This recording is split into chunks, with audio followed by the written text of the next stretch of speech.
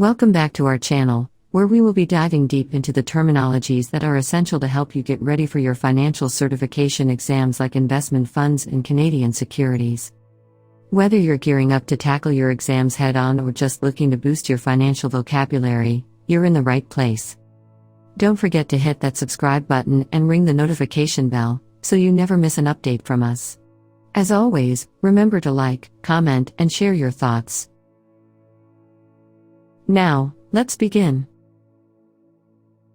Daily Valuation Method. The daily valuation method is a streamlined approach used to calculate the net asset value per share of a mutual fund.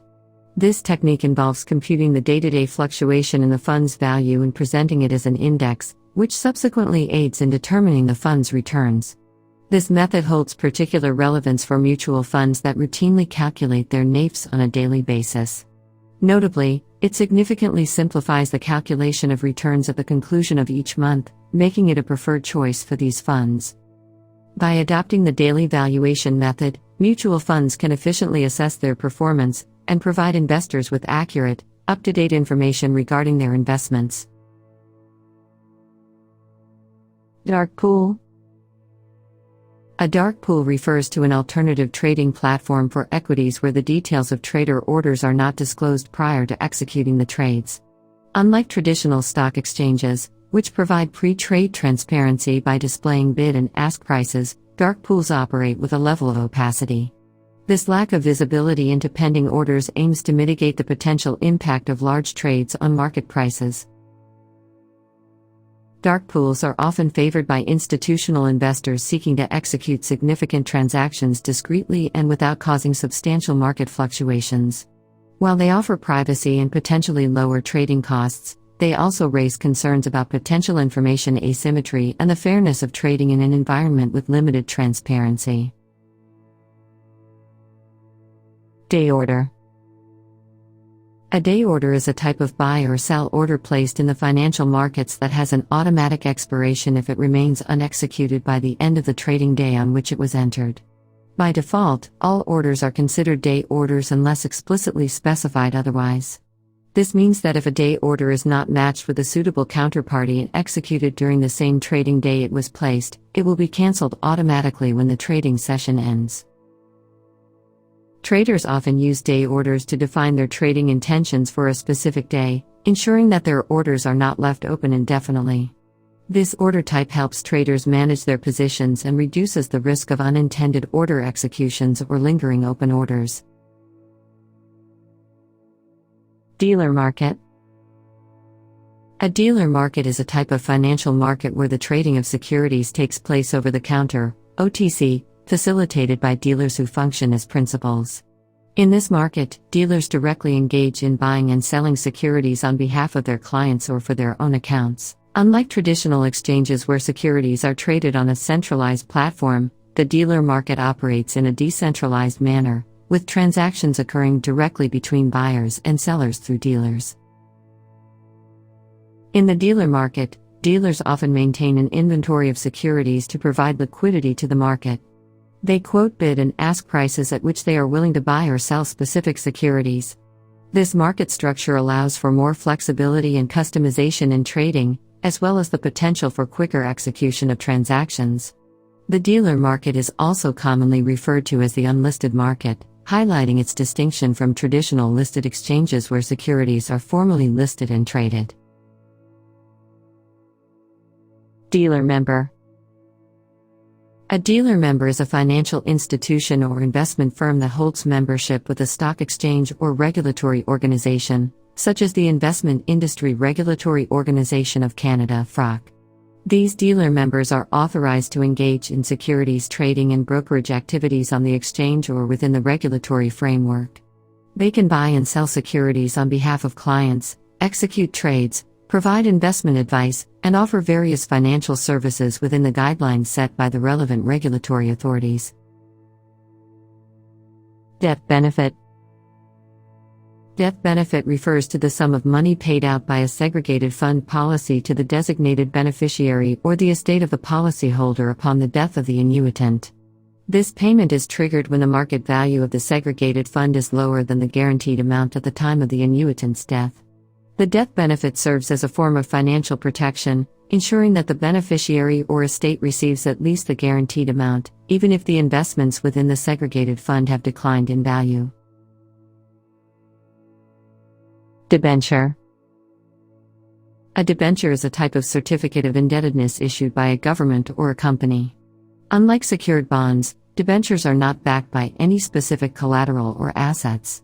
Instead, they rely solely on the general creditworthiness and financial strength of the issuer. This means that in case of default, debenture holders do not have a specific claim on any particular assets of the issuer. Debentures are considered unsecured debt instruments and are typically used by governments and corporations to raise capital. They offer investors regular interest payments and the promise of repayment of the principal amount at maturity. Debt. Debt refers to funds borrowed by individuals, companies, or governments from lenders for various purposes. When obtaining debt, the borrower agrees to repay the borrowed amount, known as the principal, along with interest, over a specified period. Debt can take different forms, such as loans, bonds, or mortgages. It is a common financial tool used to finance projects, investments, and day-to-day operations. The terms and conditions of debt agreements, including interest rates and repayment schedules, vary depending on the type of debt and the parties involved. Debt-to-equity ratio. The debt-to-equity ratio is a financial measure that assesses the proportion of a company's financing that comes from debt compared to that from equity. It is calculated by dividing a company's total debt by its total equity. A higher ratio indicates a greater reliance on debt for funding, which can increase the company's financial risk. Excessive debt can lead to higher interest payments and reduced flexibility to handle economic downturns. A lower ratio suggests a more balanced capital structure with a lower risk of financial distress. It is commonly used by investors and analysts to evaluate a company's financial health and risk profile. Debt securities. Debt securities, also known as debt instruments, refer to financial instruments issued by governments, corporations, or other entities to raise capital. These instruments represent a form of borrowing by the issuer, as they involve the sale of the securities to investors in exchange for a promise to repay the borrowed amount along with periodic interest payments. Common types of debt securities include bonds, debentures, notes, and certificates of deposit. These securities are characterized by their fixed or determinable terms, including the principal amount or face value of the debt, the interest rate, and the maturity date when the borrowed amount is due for repayment. Investors who purchase debt securities essentially lend money to the issuer in exchange for the promise of regular interest payments and the return of their principal investment at maturity. Debt securities are typically considered lower risk investments compared to equities, stocks, because they offer predictable income and are backed by the issuer's ability to repay the debt. Declining balance method. The declining balance method is an accounting approach used for calculating the depreciation of assets over their useful life.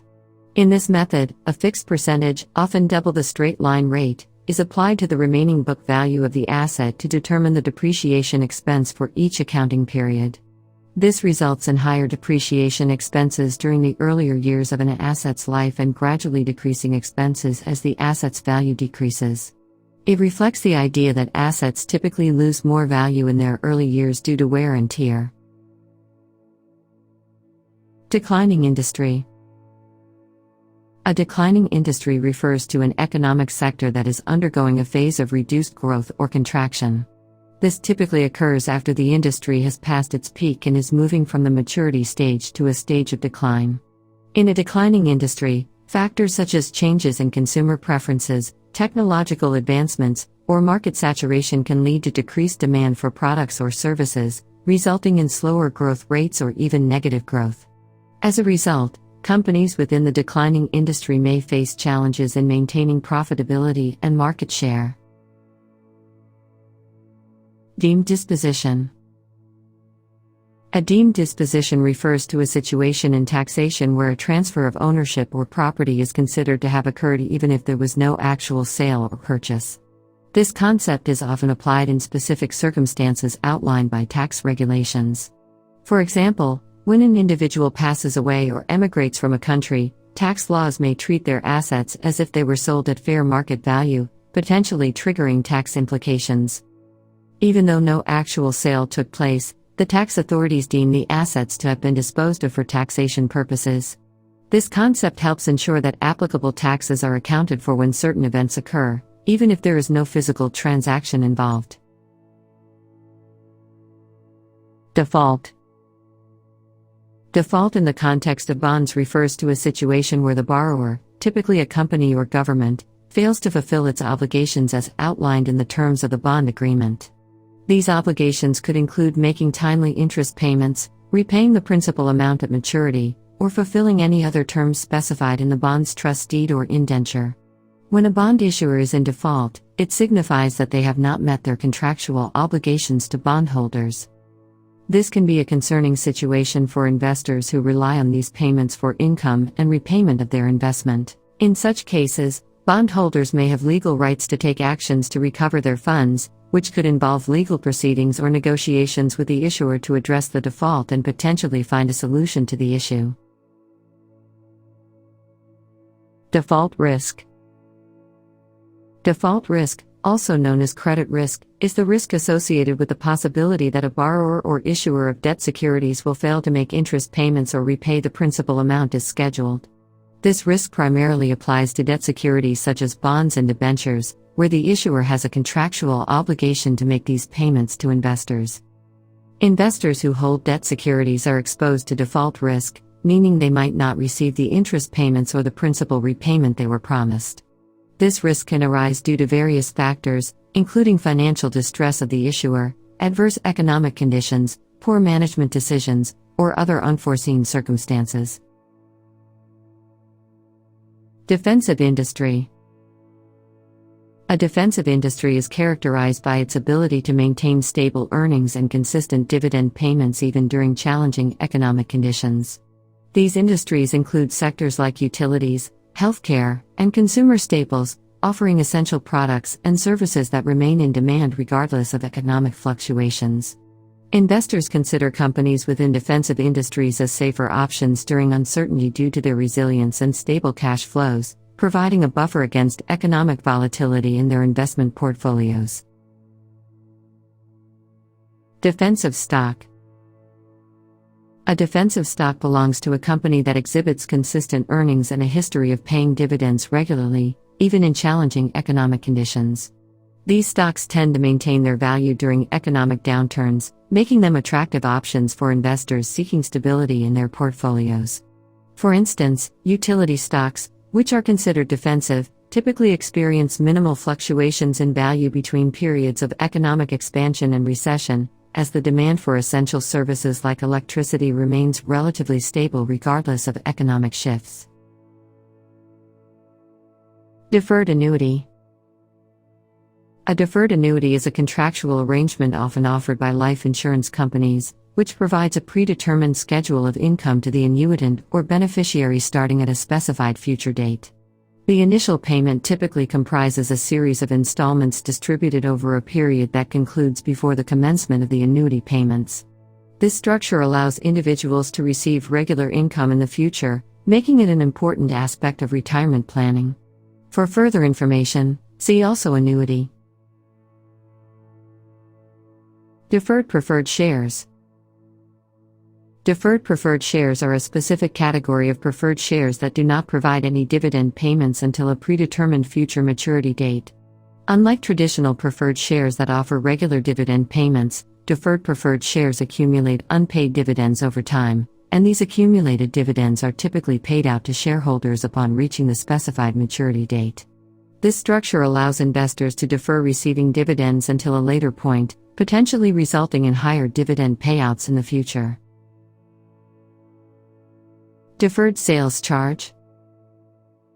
A deferred sales charge, also known as a redemption fee or back-end load, is a fee imposed by mutual funds or insurance companies when investors redeem their units within a specific period. This fee gradually decreases over time and can eventually reach zero if the investor holds the fund for a certain duration. The purpose of the deferred sales charge is to recover distribution costs and encourage investors to maintain their investments for a longer term. Deferred tax liabilities. Deferred tax liabilities represent the income tax that a company will have to pay in future periods due to temporary differences between the reported book values of the assets and liabilities on the statement of a financial position and their corresponding values for income tax purposes. These differences can arise from various accounting treatments, and the resulting deferred tax liabilities reflect the future tax impact of these discrepancies. Defined benefit plan. A defined benefit plan is a registered pension plan that provides retirees with a specific dollar amount for their annual payout based on a predetermined formula. This formula usually takes into account factors such as the employee's years of service and salary history.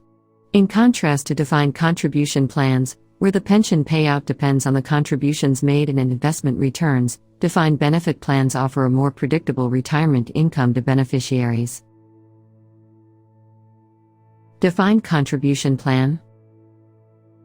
A defined contribution plan, also referred to as a money purchase plan, is a type of registered pension plan in which the amount of contributions made is predetermined, but the eventual pension payout is uncertain.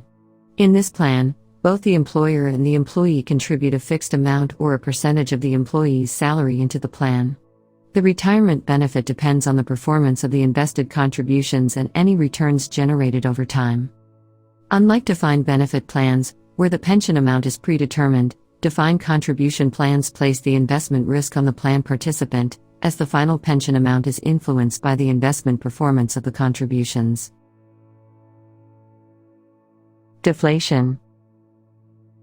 Deflation is a prolonged and general decline in the overall price level of goods and services within an economy, resulting in a negative consumer price index. It is characterized by a decrease in the purchasing power of money, as prices for goods and services trend downward. Deflation can have various negative economic consequences, including reduced consumer spending, delayed purchases as consumers anticipate further price decreases, increased real value of debt burdens, and potential economic stagnation. Central banks often aim to combat deflation by implementing monetary policies that stimulate economic activity and encourage price stability. Delayed floater. A delayed floater, also referred to as a fixed reset or fixed floater, is a form of variable rate preferred share. In this structure, the shareholder receives a fixed dividend rate for a predetermined initial period. After this fixed period, the dividend rate becomes variable and is typically tied to a specific reference rate, such as a benchmark interest rate. This mechanism allows the dividend to reset periodically based on prevailing market conditions. The delayed floater structure combines the stability of a fixed dividend with the potential for adjustments in response to changing market interest rates, offering investors a balance between income and flexibility. Delayed opening. Delayed opening refers to the postponement of the start of trading for a security due to a significant volume of buy or sell orders that need to be processed before the market can open. This delay is implemented to ensure that the market can open in an orderly and efficient manner, allowing all orders to be properly matched and executed. The delay provides market participants and systems with the necessary time to process the high level of incoming orders, helping to prevent disruptions and ensure a smooth trading experience when the market eventually opens. Delisting. Delisting refers to the removal of a securities listing from a stock exchange. This typically occurs when a company no longer meets the listing requirements set by the exchange or when the company undergoes a significant event such as a merger, acquisition, bankruptcy, or other circumstances that result in the security no longer being actively traded on the exchange. Delisting effectively prevents the security from being traded on that particular exchange, although it may still be traded on other platforms or over-the-counter markets. Demand. Demand refers to the quantity of a product or service that consumers are willing and able to purchase at a given price and within a specific time period. It follows the law of demand, which states that as the price of a product decreases, the quantity demanded increases, and vice versa. This inverse relationship between price and quantity demanded is a fundamental principle in economics. Various factors, such as consumer preferences, income levels, and the prices of related goods, influence the demand for a product. Demand pull inflation. Demand pull inflation occurs when the overall price level in an economy rises due to excessive demand for goods and services. This can happen when consumer spending increases significantly and exceeds the supply of available goods and services. As demand outpaces supply, businesses may raise their prices to capitalize on the higher demand, leading to a general increase in the price level across the economy. This type of inflation is often associated with periods of strong economic growth, increased consumer confidence, and low unemployment. When people have more money to spend and are willing to buy more, businesses may struggle to keep up with the increased demand, causing prices to rise. Central banks often monitor demand pull inflation closely and use monetary policy tools, such as adjusting interest rates, to help manage and control inflation levels and maintain economic stability. As we wrap up this session, we're thrilled to have embarked on this journey together, exploring the foundational terminologies crucial for acing your financial certification exams, including investment funds and Canadian securities. If you found our insights valuable, remember to show your support with a thumbs up and extend the knowledge to your fellow learners. We trust that these insights will prove indispensable on your road to success. Stay tuned for more enriching content, and remember, your financial expertise is just a click away.